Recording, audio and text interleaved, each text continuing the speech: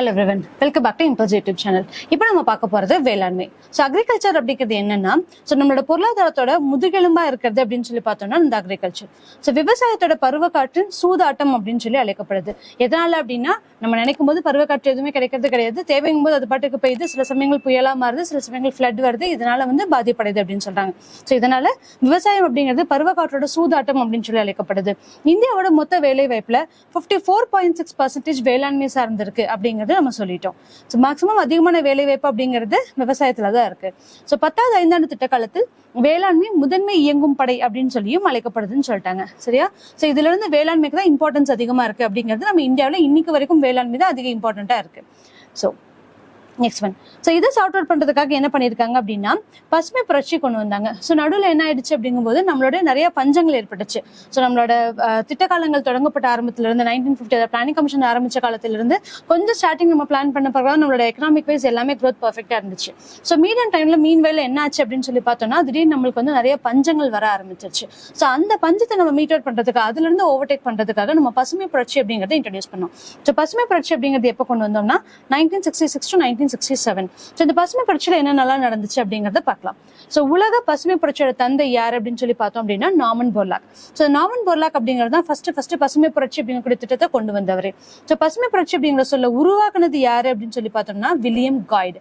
So William காய்டு உருவாக்குனாங்க, கொண்டு வந்து நார்மன் போர்லாக். இந்திய பசுமை புரட்சியின் தந்தை யார் அப்படின்னா MS சுவாமிநாதன். ஸோ MS சுவாமிநாதனோட திட்டத்தின் பிரகாரம் தான் என்னாச்சு அப்படின்னா நம்மளோட பஞ்சத்துல இருந்து கம்ப்ளீட்டா நம்ம மேல வந்ததுக்கு ஒரு பெரிய முக்கியமான காரணமா இருக்கு.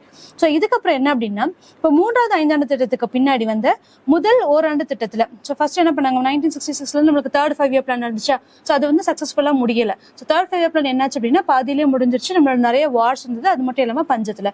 ஸோ இதனால இது முடிஞ்சதுக்கு அப்புறம் 3rd 5-year பிளானுக்கு அப்புறம் வந்துக்கூடிய ஃபர்ஸ்ட் 5-year பிளான்ல இந்த HYVS அப்படிங்கக்கூடிய ஒன்று அறிமுகப்படுத்தினாங்க. என்ன அப்படின்னா high yield variety seeds. So இந்த சீட்ஸ் மூலமா என்ன பண்றாங்க, இது எல்லாமே ஹைபிரிட் சீட்ஸ் யூஸ் பண்றாங்க. ஸோ அந்த ஹைபிரிட் சீட்ஸ் யூஸ் பண்ணி நம்மளுடைய பஞ்சத்தை முதல்ல போக்கணும், நம்மளுடைய உற்பத்தி அதிகப்படுத்தணும் அப்படிங்கிறதுக்காக கொண்டு வரப்பட்டுச்சு.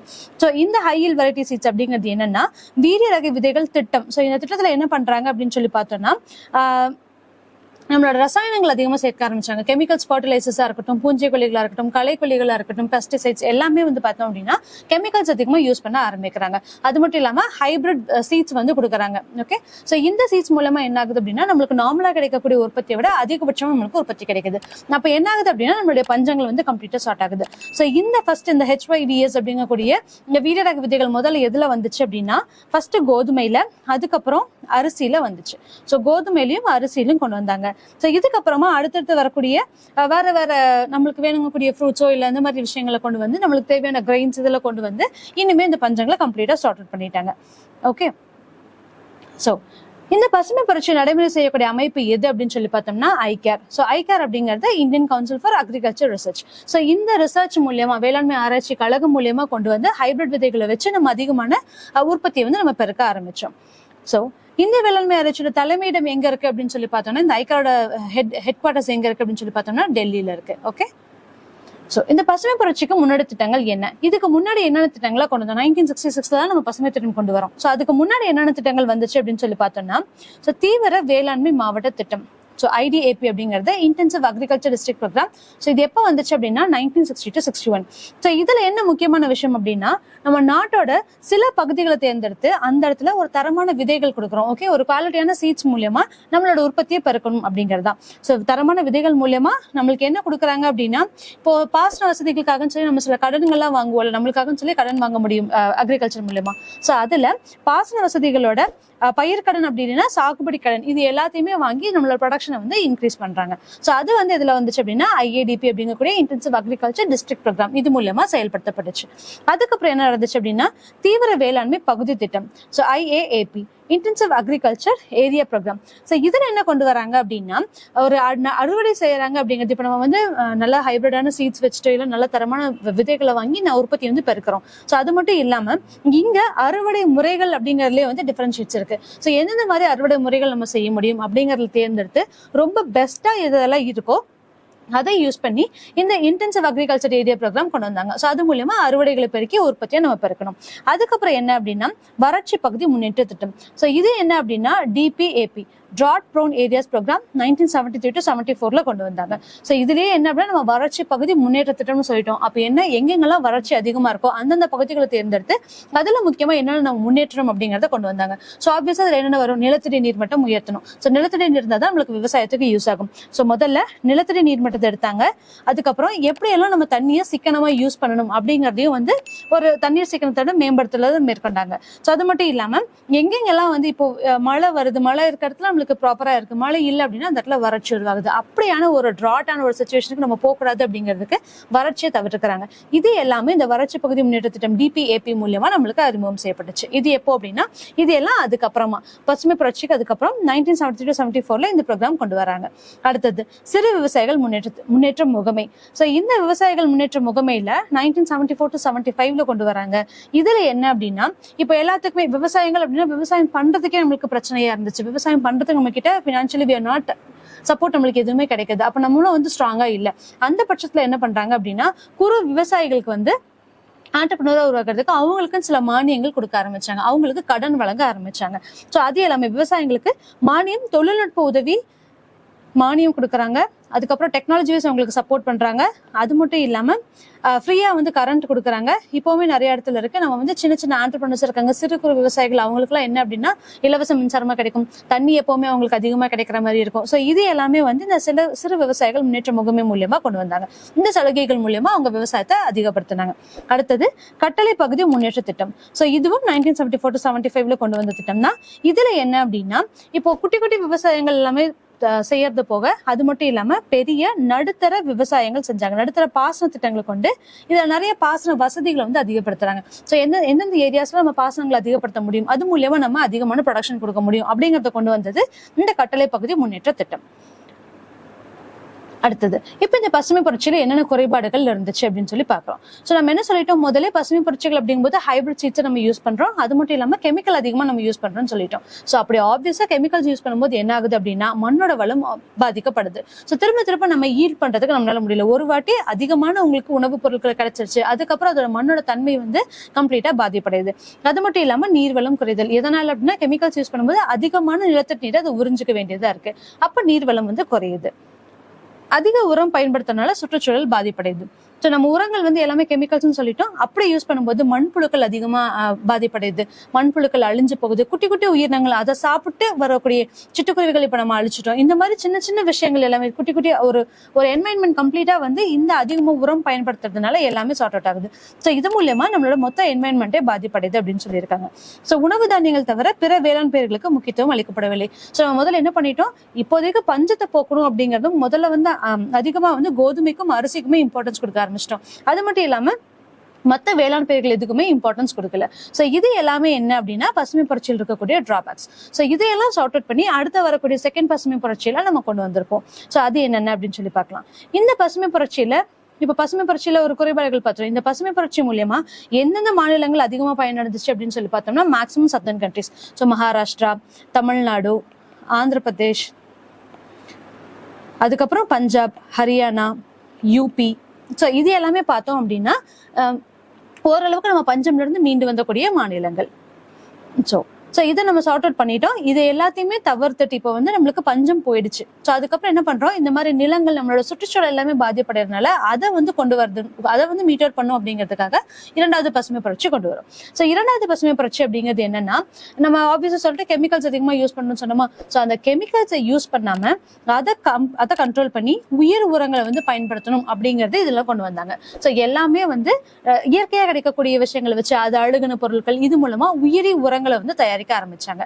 சோ பயோ ஃபர்டிலைசர்ஸ் மூலமா உற்பத்தியை பெருக்கிறோம். அடுத்தது இயற்கை வேளாண் முறைகளை பின்பற்றாங்க. அப்படின்னா என்னன்னா இப்ப ஒரு தடவை நம்ம சாகுபடி செய்யறோம், அரிசி சாகுபடி செய்யறோம் அப்படின்னா திருப்பி அதுல அரிசியே போடாம அதுக்கு பதிலாக திருப்பி அதை மாற்றி வேற ஒரு பயிர்கள் யூஸ் பண்றோம், நவதானியங்கள் யூஸ் பண்றோம். இந்த மாதிரி சுழற்சி முறைகளை செய்யும்போது என்ன ஆகும்னா இதுதான் வந்து இயற்கையான வேளாண்மை முறைகள். இந்த மாதிரியான இயற்கை வேளாண் முறைகளை பயன்படுத்தும் போது என்ன ஆகும்னா மண்ணுடைய வளமும் பாதிக்கப்படாது, அட் த சேம் டைம் நிலத்தடி நீர் வளமும் வந்து நம்மளுக்கு செக்யூரா இருக்கும். அதனால இயற்கை வேளாண் முறைகளை பின்பற்ற ஆரம்பிச்சாங்க. அதுக்கப்புறம் பயிர் சுழற்சி முறையை பின்பற்றுதல், இதுவும் அதே மாதிரிதான். ஃபர்ஸ்ட் ஒரு பயிர் போடுறாங்க, திருப்பி திருப்பி வேற ஒரு பயிரை மாத்துறாங்க, அதுக்கு பதிலாக வேற ஒரு கிராப்ஸ், கீரை வகைகள், இந்த மாதிரி பயிர்கள் மாற்றி செய்யறது. ஸோ அதுவும் 2வது பசுமை புரட்சியில கொண்டு வந்தாங்க. புதிய நீர் சேமிப்பு திட்டங்களை செயல்படுத்துதல். ஸோ இதை என்ன பண்ணாங்க, நம்மளுக்கு நீர் சேமிப்பு அப்படிங்கிறது பாசன வசதிகளே எதுவுமே இல்லாம இருந்துச்சு. ஸோ அப்படி இருக்க பட்சத்துல நீர் சேமிப்பு திட்டங்கள் அதிகமா இன்க்ரீஸ் பண்ணும்போது நம்மளுக்கு வேணுங்கும் போது தண்ணி திறந்து விட்டுக்க முடியும். ஸோ டேம்ஸா இருக்கட்டும், இல்ல நம்மளுக்கு வேணுங்கக்கூடிய குளம் குட்டைகள், இந்த மாதிரி இருக்கக்கூடிய சின்ன சின்ன விஷயங்கள்ல அதிகமா நீர் சேமிப்பு முறைகளையும் நம்ம கொண்டு வந்தோம். அடுத்தது பயிர் பற்றிய அறிவை வழங்குதல். ஸோ மேக்ஸிமம் எந்த பயிருக்கு என்ன ப்ராஃபிட் வரும், எந்த பயிர் எப்படி விளைவிக்கணும் அப்படிங்கக்கூடிய ஒரு நார்மலான ஒரு நாலேஜ், ஒரு அவேர்னஸ் வந்து மக்களுக்கு கொடுக்க ஆரம்பிச்சாங்க. பயிர்களை சந்தைப்படுத்துதல். ஸோ என்னென்ன பயிர்கள், இப்போ நம்மளுக்கான லாபம் நம்மளுக்கு கண்டிப்பா கிடைக்கணும், அதுக்காக அந்த பயிர்கள் நம்மளுக்கு விளைஞ்சக்கூடிய பயிர்களை சந்தைப்படுத்துறாங்க. அந்த சந்தைப்படுத்துதல் மூலியமா அவங்களுக்கான லாபம் நேரடியா போய் சென்று சேருது. இது எல்லாமே 2வது பசுமை புரட்சியில ரொம்ப முக்கியமா கொண்டு வந்தாங்க. அது மட்டும் இல்லாம பயிர்களுடைய மதிப்பை கூட்டுறாங்க, வேல்யூன்னு அதிகமா வச்சு, ப்ராஃபிட் அதிகமா வச்சு அவங்களுக்கான ஒரு ஃபீஸபிள் செஞ்சு கொடுக்குறாங்க. ஸோ விவசாய கடன்களை முறையாக வழங்குதல். ஸோ அது என்ன பண்றாங்க, யார் யாருக்கு எப்படி ப்ராப்பரான ஒரு டெபிட் சிஸ்டம், கிரெடிட் சிஸ்டமே அவங்களுக்கு கிடைக்காம போகுது. அப்படி கிரெடிட் அவங்களுக்கு ப்ராப்பரா கிடைக்காத பட்சத்துல அவங்களால விவசாயம் செய்ய முடியல. ஸோ இதையெல்லாம் சார்ட் அவுட் பண்ணும் அப்படிங்கிறதுக்காகவும் இந்த கடன்களை வந்து முறையே வழங்குறாங்க. ஸோ 2004 என்ன பண்றாங்க அப்படின்னா, மத்திய அரசு வேளாண்மைக்கான திட்டங்களை அறிமுகப்படுத்தியது. ஸோ என்னென்ன இப்போ வந்து சென்ட்ரல் கவர்மெண்ட் இதுல வந்து இன்க்ளூட் ஆறாங்க. அப்ப சென்ட்ரல் கவர்மெண்ட் என்னென்ன பண்றாங்க அப்படின்னா, அக்ரிகல்ச்சருக்கு என்னென்ன ஸ்கீம்ஸ்லாம் நம்ம அறிமுகப்படுத்தலாம், ஸோ அவங்க எந்தெந்த விதங்கள்ல பாதிக்கப்படுறாங்க, ஸோ மக்கள் பாதிப்படைறதுனால அது எல்லாத்தையும் சார்ட் அவுட் பண்ணும் அப்படிங்கிறதுக்கு அதுக்காக தனியா கிசான் அப்படின்னு சொல்லிட்டு வேளாண் விவசாயிகளுக்காகவே பார்த்தோம் அப்படின்னா வேளாண்மைக்காகவே ஸ்பெஷலா வந்து ஸ்கீம்ஸ் எல்லாம் ப்ரொடியூஸ் பண்றாங்க. ஸோ அதுல புதிய வேளாண்மை கொள்கை. ஸோ இதுல என்ன அப்படின்னா, இந்த சென்ட்ரல் கவர்மெண்ட் வந்து ஸ்கீம்ஸ் இது பண்றாங்கன்னு சொல்லிட்டோமா. ஸோ இதுல ஃபர்ஸ்ட் முதல் பசுமை புரட்சி அப்ப என்ன பண்ணாங்க அப்படின்னா, வெறும் உணவு பயிர்களுக்கு மட்டும்தான் அதிகமா இம்பார்ட்டன்ஸ் கொடுத்தாங்க. ஸோ அதை வந்து சார்ட் அவுட் பண்ணணும், அதை மாத்தணும் அப்படிங்கிறதுக்காக இந்த செகண்ட் பசுமை புரட்சியில என்ன பண்ணாங்க அப்படின்னா, பிற தானியங்களுக்கும் வந்து இம்பார்ட்டன்ஸ் கொடுக்க ஆரம்பிச்சாங்க. உணவு தானியங்களுக்கு, அது மட்டும் இல்லாம வேளாண்மை பொருட்களுக்கும் இம்பார்ட்டன்ஸ் கொடுக்க ஆரம்பிச்சாங்க. ஸோ அதுல என்ன அப்படின்னா, இப்ப இதுல நம்ம இன்க்ரீஸ் பண்றதுக்காக பணப்பயிர்கள், நறுமண பயிர்கள், ஸோ என்ன சொல்லுவாங்க, இந்த கிராப்ஸ், நம்மளோட கிராம்பு, ஏலம், இந்த மாதிரி இருக்கக்கூடிய நறுமண பயிர்கள், வாசனை பொருட்கள், அது மட்டும் இல்லாம வேளாண்மை சார்ந்த எல்லாமே கேட்டில் ஃபார்மிங்ஸா இருக்கட்டும், ஸோ ஆடு வளர்த்துறது, மாடு வளர்த்துறது, இந்த மாதிரியான பிற விஷயங்கள், அதாவது வேளாண்மை சார்ந்த எல்லா விஷயங்களையும் வளப்படுத்தி வேளாண்மையும் சேர்ந்து வளப்படுத்துறாங்க. ஸோ அது எல்லாமே இந்த 2வது பசுமை புரட்சியில கொண்டு வந்தாங்க. அப்புறம் எல்லாத்துக்குமே வந்து பார்த்தோம் அப்படின்னா ஒரு ப்ராப்பரான அவங்களுக்கு ஒரு அவேர்னஸ் இல்லாம போகுது. ஸோ அதை மீட் அவுட் பண்றதுக்காகவும், ஸோ எப்படி எல்லாம் பயிர் சுழற்சி, பயிர் காலம் எவ்வளவு இருக்கும், எவ்வளவு காலத்துல நம்ம அறுவடை பண்ண முடியும், பயிரோட மேலாண்மை என்ன, அதோட பாதுகாப்பு என்ன, அவங்களுக்கான காப்பீடு என்ன வழங்க முடியும், அது மட்டும் இல்லாம எவ்வளவு வந்து நம்ம எப்படி வந்து நம்ம மண்ணை பாதுகாக்க முடியும், நம்மளுக்கு எவ்வளவு நீர் தேவைகள் இருக்கு, எப்படி பாஸ்டர் நம்ம யூஸ் பண்ணணும், இந்த எல்லாத்தோட மொத்தமான ஒரு இன்ஸ்ட்ரக்ஷன்ஸ், ஒரு கேம்பெயின் மாதிரியும் இந்த 2வது பசுமை புரட்சியில நம்மளுக்கு கொண்டு வராங்க.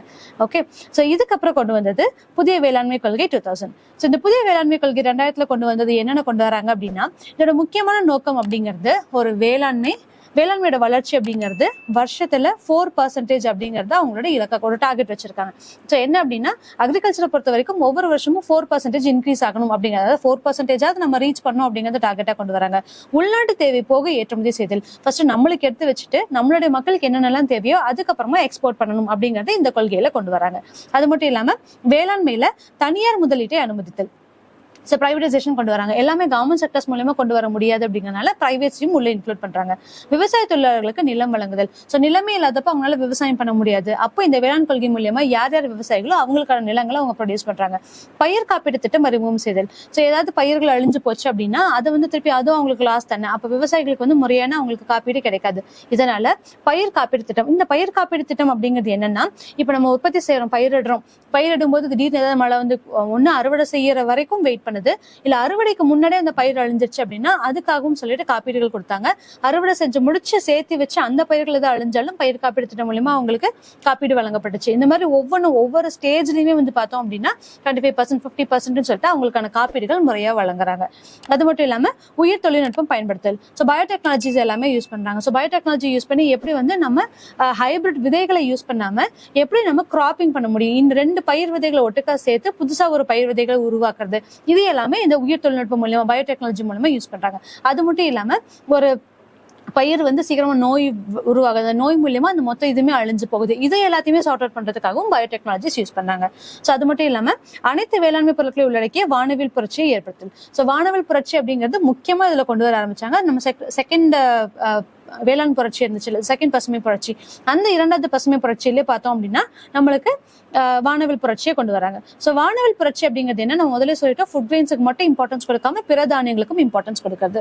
ஸோ அப்படியே வானவில் புரட்சி அப்படிங்கிறது என்னன்னா ஒவ்வொரு கலர் கிரெயின்ஸ் அப்படிங்கிறது. ஸோ இப்போ என்ன, வெண்மை புரட்சி அப்படின்னா பால், நீல புரட்சி அப்படின்னா மீன், பசுமை புரட்சி அப்படின்னா உணவு தானியங்கள் உற்பத்தி, மஞ்சள் புரட்சி அப்படிங்கிறது எண்ணெய் வித்துக்கள், தங்க புரட்சி அப்படின்னா பழங்களுக்கு இம்பார்ட்டன்ஸ் கொடுக்கிறது, கருப்பு புரட்சி அப்படின்னா பெட்ரோலியம், வெள்ளி புரட்சி அப்படிங்கிறது முட்டை. இந்த மாதிரி ஒவ்வொரு வானவில் புரட்சிகளை கொண்டு வராங்க. ஸோ என்னென்ன வேளாண்மை சார்ந்த விவசாயங்கள் சார்ந்த எல்லாத்துக்குமே இம்பார்ட்டன்ஸ் கொடுத்து எல்லாத்துலயுமே புரட்சி கொண்டு வரணும்.